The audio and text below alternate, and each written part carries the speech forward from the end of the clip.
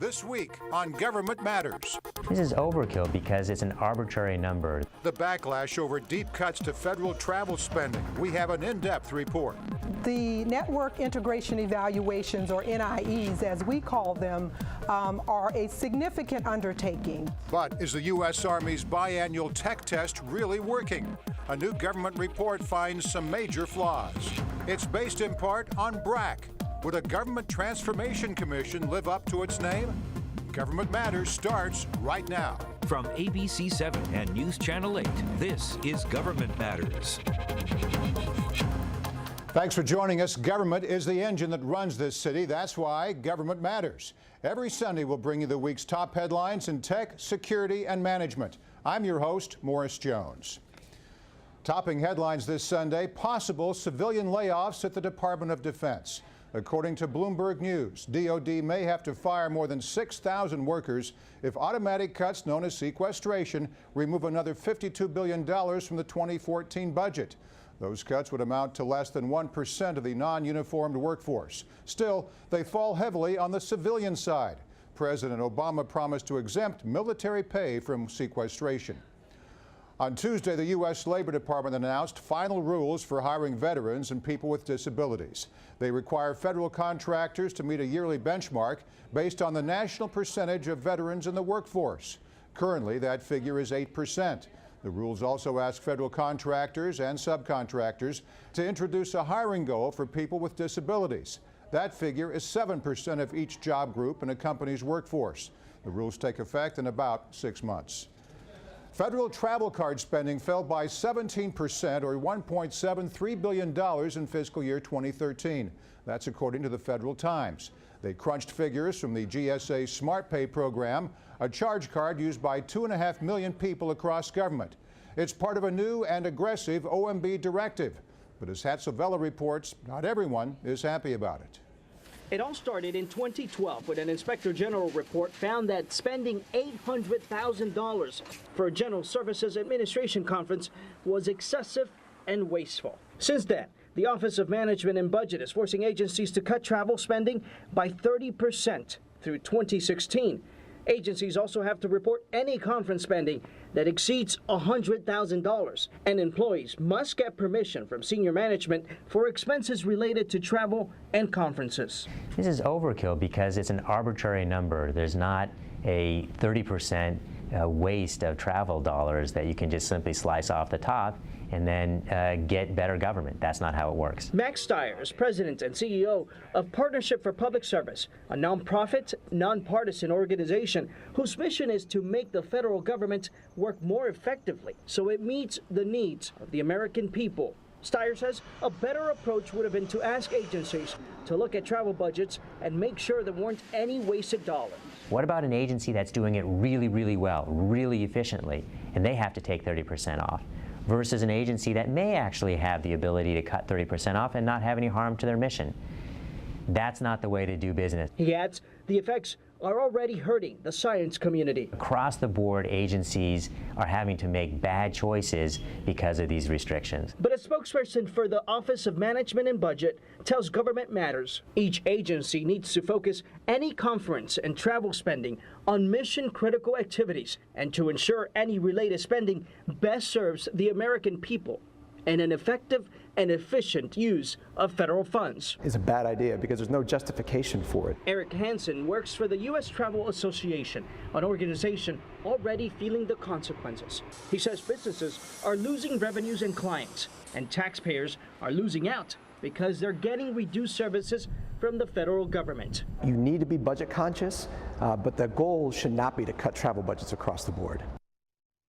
And Morris, there's an exception to the rule. The cuts do not apply to critical government function like national security, safety inspection, and law enforcement. In the Satellite Center, Hatzavella for Government Matters. All right, thanks, Hatzel. An update now on the GSA's OASIS contract. IT services contractor U.S. Falcon Inc. has agreed to drop its protest to the final solicitation. The GSA tells Federal News Radio the move will save taxpayer dollars and resources. But OASIS still has one protest on the books. Oral arguments with AAI and company took place Thursday.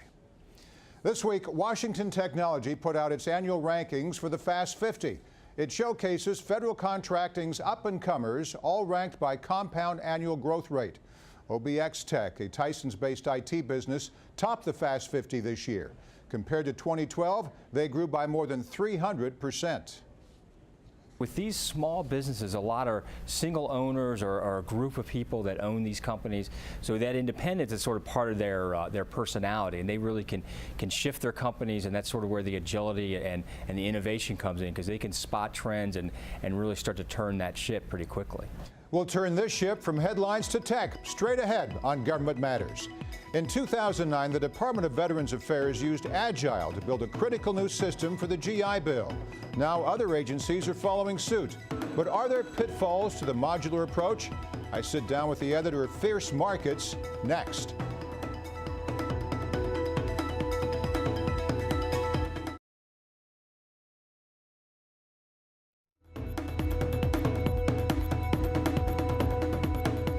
In Tech Matters, the modular approach. In previous decades, the federal government took a waterfall approach to new IT. Agencies invested millions, sometimes billions, in new computer software, only to see that software fail or be quickly replaced.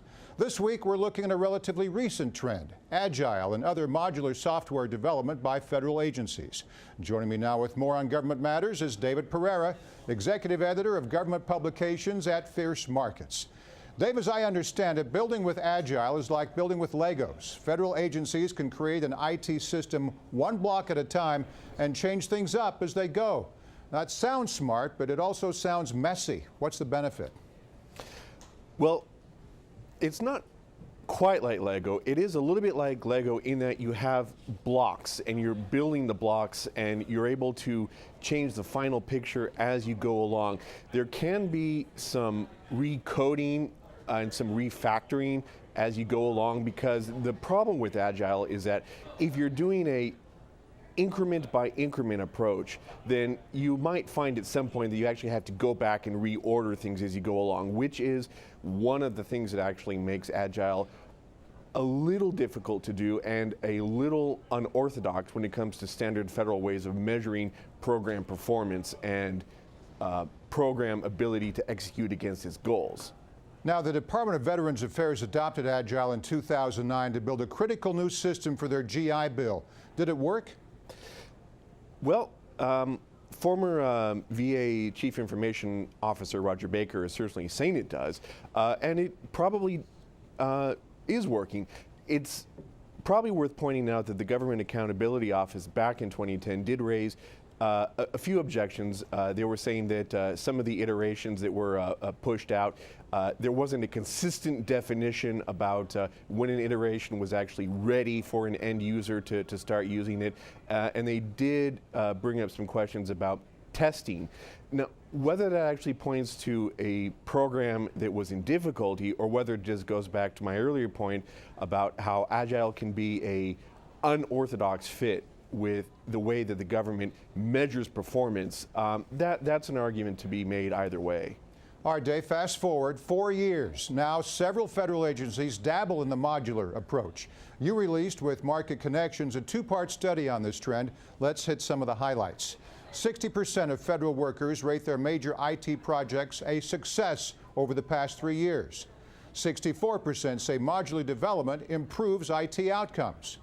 Poor communication was the top obstacle to IT project success, according to 40% of the people who responded to your survey. What should we take away from all of this? Well, it's important to remember that modular and agile aren't synonymous. They're certainly complementary. Back in 2010, the Office of Management and Budget told agencies that they should be taking a more modular approach. What our poll found is that agencies who have adopted an agile approach also have probably adopted a modular approach.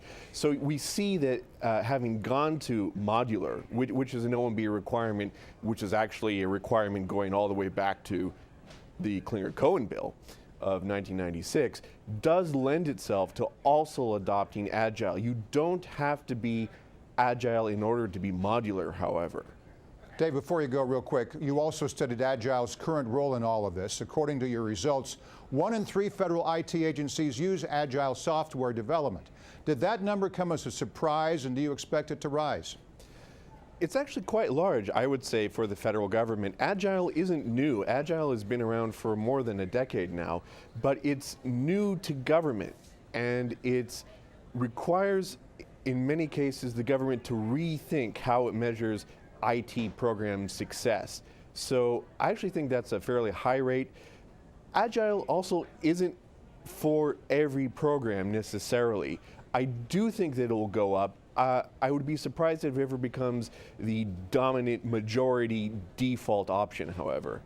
Thanks for filling in the blanks for us. David Pereira, Executive Editor of Government Publications at Fierce Markets. Thanks, Dave. Thank you. We'll turn from tech to security straight ahead on Government Matters. Twice a year, thousands of troops meet with federal contractors in Texas and put new tech to the test. But are they investing in what works? The GAO says no.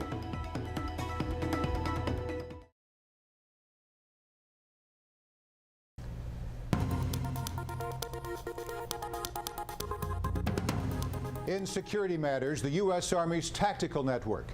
2 years ago, Army officials launched a major makeover. They want to improve communication with soldiers on the battlefield. Network integration is the Army's #1 modernization priority, but a new report suggests they're falling short.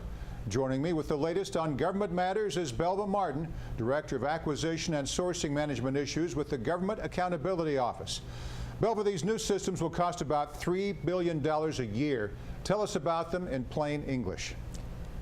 The Army has a communications network. They have various technologies at present, but they are not state-of-the-art for the most part, and they are not integrated. So the Army is attempting to modernize and integrate the hardware, such as radios, as well as software, to improve situational awareness as well as decision-making in combat. So the Army took inventory of what they currently have, and they identified various gaps.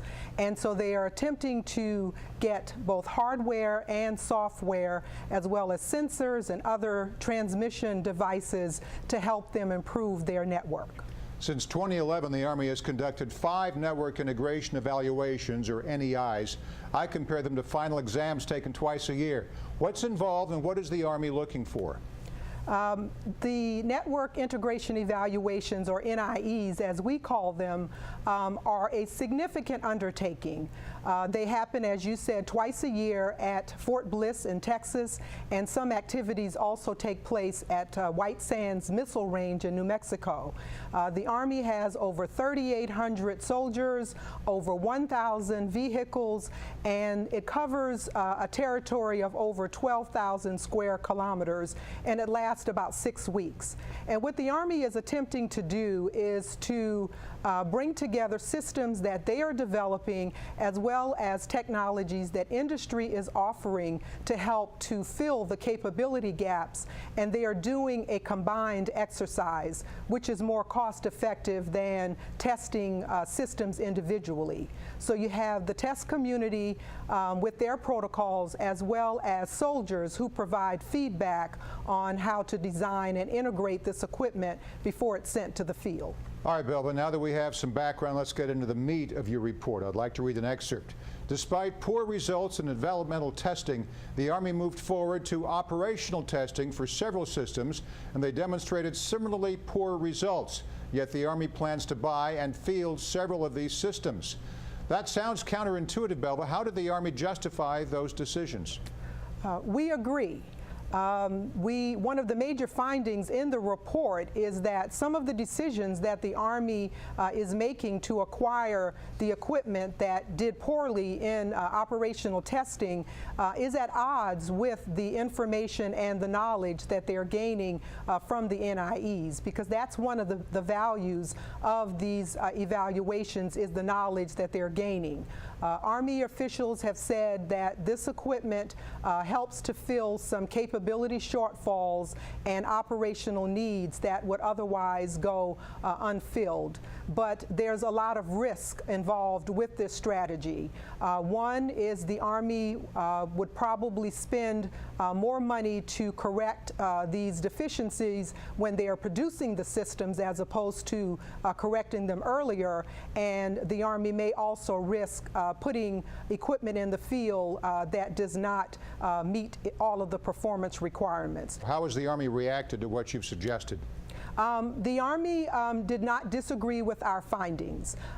In terms of our specific recommendations, we made 4 recommendations. 2 of the recommendations are for the Army to ensure that systems that they are sending to the field pass all of the operational tests, as well as that the Army correct any shortfalls, again, before fielding these systems. And we also made a recommendation for the Army to communicate with industry so that they can manage expectations.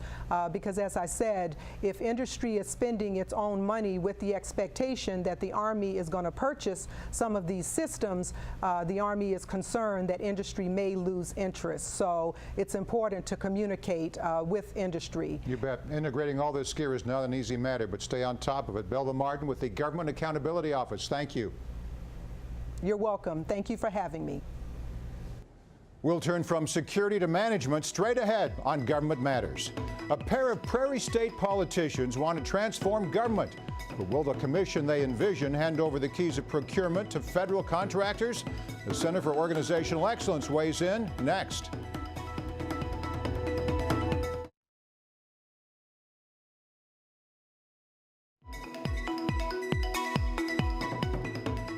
In Management Matters, the idea of a Government Transformation Commission.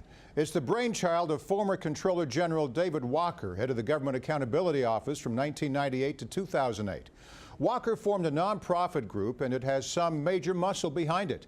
For more, we turn to our guest on Government Matters, Steve Goodrich, CEO at the Center for Organizational Excellence and Vice Chair of the Government Transformation Initiative. Steve, both chambers introduced legislation last month. Representative Sherry Busto sponsored a bill in the House, and Senator Mark Kirk sponsored one in the Senate. Describe them for us and tell us what they're trying to solve. Well, Morris, these 2 pieces of legislation are very consistent, and what they do is create a statutory commission on transforming government programs. Well, this is not a new concept. The Grace Commission, the National Performance Review, and the Government Performance and Results Act, to name a few.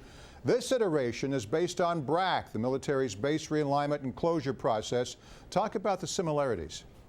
Well, some of those programs and commissions that you identify were not statutory. They were appointed by the President, and they certainly made recommendations. This is a commission that is actually established for at least a 6-year authorization to look at all programs across the federal government and ways of transforming them to be more efficient, economical, as well as effective. And they have real teeth to make recommendations, and it requires recommendations that go to the Hill are required to have time-limited up or down votes. And those that go to the President will be acted upon through executive order, and then those that go to agencies can be enacted on that level. Steve, this week you wrote an op-ed in FCW. In it, you suggest politics make a Government Transformation Commission necessary. Quote, in the current political environment, with its short election cycles and the need to address major domestic and world issues, it is difficult for agency leaders to maintain their focus on efficiency, effectiveness, and economy. Well, Steve, the government has plenty of watchdogs already. We heard from the GAO a few minutes ago. Most agencies have an inspector general, and the House and Senate have oversight committees. Wouldn't this commission simply add one more layer of bureaucracy? No, it's actually a tool for those organizations. GAO, for example, is part of Congress, and they support Congress in doing the studies and analysis that they need, but GAO is not in the business of making actionable recommendations and seeing these things through to transformation of the government programs. The others, such, OMB does not have the manpower to get this done. And this is really a tool of those oversight committees to get it done. The reality is, as we've seen over the years with as you mentioned, NPR, Grace Commission, certainly dating back to Hoover Commission, which was very successful, but since then, the teeth just hasn't been there, and that's why we're advocating a statutory commission to make this happen. The American Federation of Government Employees is not a fan of this proposal. They suggest contractors and the groups that support them are behind this push. Here's an excerpt from Federation President J. David Cox Sr. to Congress this June. The commission would take away managers' flexibility in making procurement decisions and force outsourcing regardless of risk, cost, or law, and they would force federal agencies to accept the recommendations of management consultants. Do you disagree with that statement? I do, Morris. The actual plan for the Government Transformation Commission is really to put it in the hands of federal workers. The commission will need to hire outside experts when needed, but the primary focus is to allow federal employees to be part of the transformation of these programs. There's nowhere in this bill and nowhere in the advocacy for this to do away with federal employees. In fact, it may grow the capacity and need for federal employees in these programs. It's good to get your input. Steve Goodrich, CEO at the Center for Organizational Excellence and Vice Chair of the Government Transformation Initiative. Thank you. Thanks, Morris. We'll turn from management to final matters straight ahead.